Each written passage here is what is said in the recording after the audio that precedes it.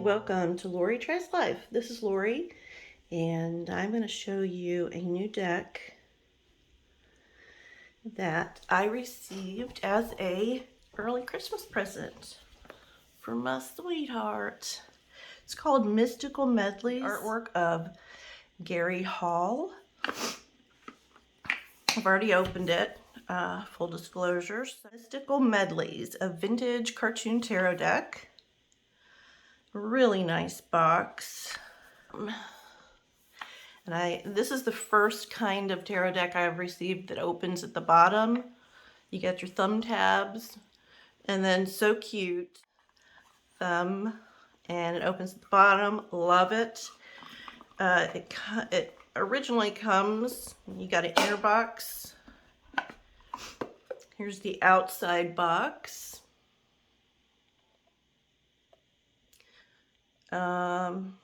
Don't think you can see inside. Maybe you can. Really cool. Magnetic. And then you've got this inside box, and it does have a little bit of cardboard when you open it, so your deck isn't rolling all over the place, but you throw that away. And let's look at the booklet, which is a nice hardbound book.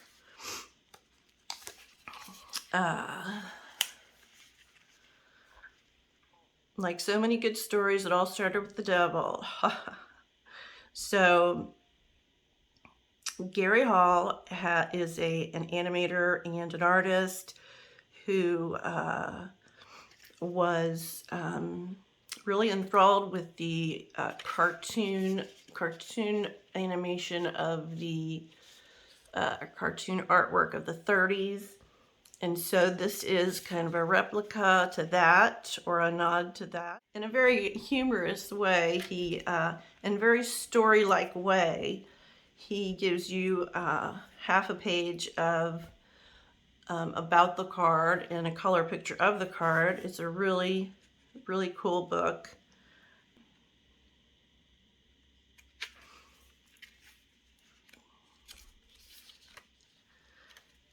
Okay, it goes through the majors and the minors. The minors don't have a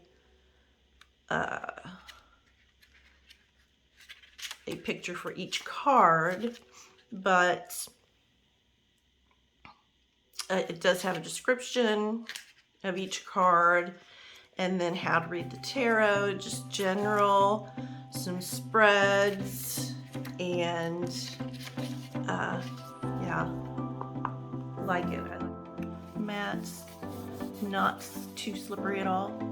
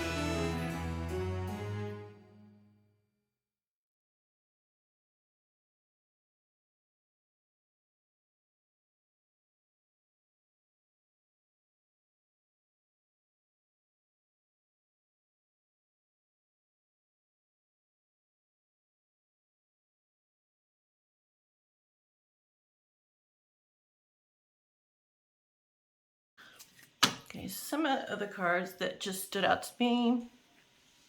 I like how his images and his depictions personify the overall meaning, like sneaking away, you know, putting a finger to the mouth saying shh. And the Seven of Swords, I thought that was cute. And then I got a definitely David and Goliath or Jack and the Beanstalk feel here. And then the Three of Swords, I like that he's fighting back, which is sometimes what we must do when we are in our grief stages. Fight back our way to the top. She and a lot of the female figures remind me of Betty Boop. I love Betty Boop. That reminds me of Ned Flanders. And then this is his famous or infamous, famous devil card that started it all. And then I like that he's got band-aids on him. Love this Queen of Cups with the mermaid image of it. I like this Nine of Cups a lot better than I do. Sometimes I kind of feel that that red-faced man is kind of self-serving, kind of boasting, the fat man. So I like this little mushroom.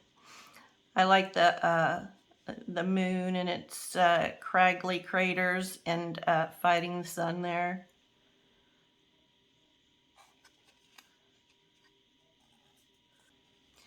And the Six of Cups, I always love to look at the Six of Cups in a deck because it's a dear one to me. And I like that the past structures are angry. What are they angry at? This guy, I like that it shows the inequity of giving and receiving at times, a lot of the times.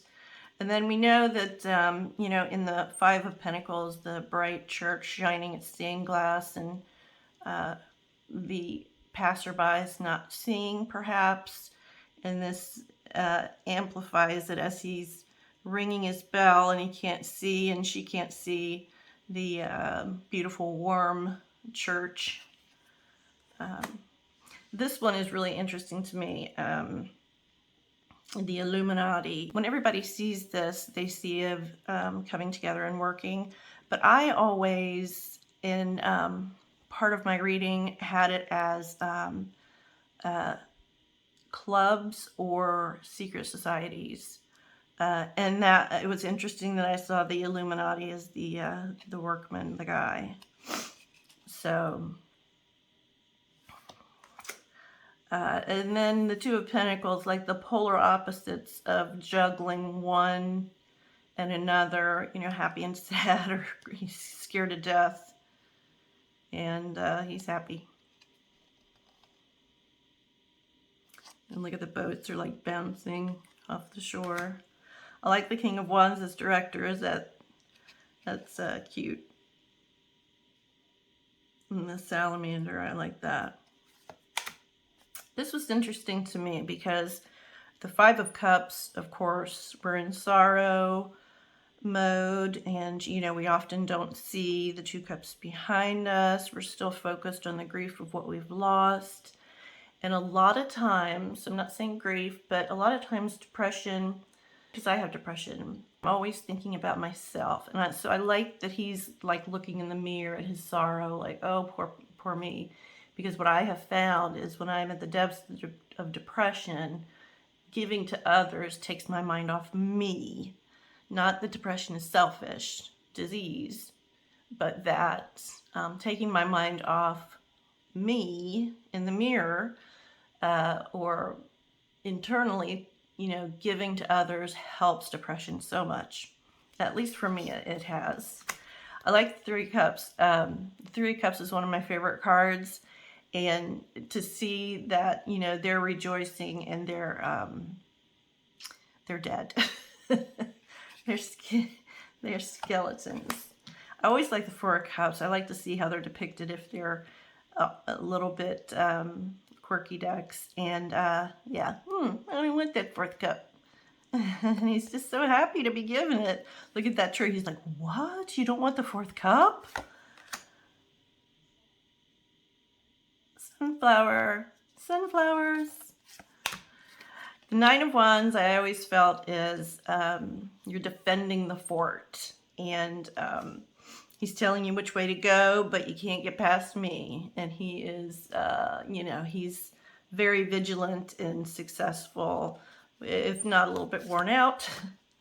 I thought this was interesting, not because they're witches necessarily, but because I always thought the wands were going this way. You know, in most Western writing and reading, we go this way, left to right. So I always thought the wands were going this way. And it's interesting that they're going up this way. There it was. This Wheel of Fortune card is a gas. I thought that was cute. You know, time will not wait for anything. It keeps rolling, so you better get on the stick. I like this Chariot. He's like, I'm really going to charge. I'm really going to go after it. Can I do it? He's got a little apprehension in his eyes, but he can do it. The Lovers, I like the callback to the Garden of Eden, definitely. The Tree of Good and Knowledge, Good and Evil. Yeah, the angel looking on. Oh, the Six of Wands. I like the Six of Wands. It reminds me of public figures in the victory or victory of our own. But sometimes I think, you know, we're all peasants watching this this victory, and where's our victory maybe? And this kind of personifies what I think occasionally when I get the Six of Wands. Ace of Wands, I love this. I love his artistry. Betty Boop. We don't have the creepy baby, but nonetheless, we see that it is a baby. The horse is like, weirdo. And the wolf howling at the moon, and the moon giving that sign. It reminds me of the song. That Creedence, is it Creedence? Looks like we're in for nasty weather. Bad moon on the rise. Oh, bad moon on the rise. That reminds me of that song. So anyway, I had fun with this deck. I have not shuffled it yet. And as you'll know, I don't know what the squirrels mean. I've heard tale of, oh, my deck has a happy squirrel. I don't know what that means. I'll have to look at that. But yeah, we have happy and sad squirrel. I'm gonna leave them out for now because I don't know what they mean. Other than yes and no, happy and sad. But it is a chunky deck, and if I did not say, very sturdy cards. Not overly sturdy, but you can tell that they are sturdy. And I'm sorry, I think this is a traditional tarot size, and it's a good chunky deck. I'm not going to be able to riffle very well. Let's try a Mitchell Osborn.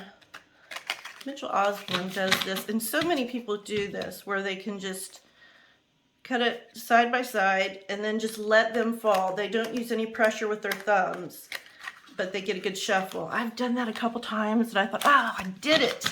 But yeah, I can't do it. So me and my tiny little hands, I'm going to go do this, okay? So we're going to do this for just a minute and pull a card for the new deck, pull a card for the collective, and give thanks to Gary Hall for providing us this deck. What a quirky and I don't want to say surreal, because cartoons are surreal inherently, but you know, some of the images are creepy. They're creepy and cute. So it's like, So it's like they're kind of pulling at your subconscious with the creepy. At least it is with me, because I always want to see the good. Good, bad, what is good, bad, right? But I always want to see the positive. It's not creepy. It's not, you know, the devil. But, you know, what is the devil but our own addictions? So that really hits subconsciously for me. So I did open and I did look through this deck, and I dreamt. It's so interesting how, to me, it's so interesting how looking at cards, I won't dream about the cards, but what I will dream about is in the, not in the style, but I get it from what I feel from the deck. So, I'm not going to tell you what I dreamed last night. You want to know what I dreamed last night? If anybody wants to know, I'll tell you. But let me know in the comments. It's like a one sentence. It's not like, I'm not going to give you 3 paragraphs about what I dreamed. But yeah, if you want to hear what I dreamed last night as a result of kind of looking at this deck, let me know, and I will tell you. So here we go. The card is the Queen of Wands. I love this one, as I pulled her out and showed you. I like the red hair. I like the mermaid and octopus. I like that she's a mermaid. Look at this. There's a baby with a pacifier. Oh, that's an octopus with an umbrella. I love his sense of humor. It's so fun. And like I said, the vintage smudged part of the deck, it's great. It's awesome. So Sparkle Divine on Etsy has great and affordable card holders. So really neat card holders. So that's the card for the day. The Queen of Cups. What does she mean to you? Let's look her up in the book real quick. Head to the salty sea, a rambling river or lazy lake, and let your mind and heart flow free. Get back in tune with your true nature. Listen to your inner voice and protect this priceless chalice of yours. I like that. Makes me think of Jenna at Jennifer Ball's witch house, who lives by the sea or near the sea. Yeah, I wonder how cold it is over there, Jenna. So I hope you're able to get to the sea. Thank you all for sticking with me. As always, please be safe, and I'll see you next time. Bye-bye.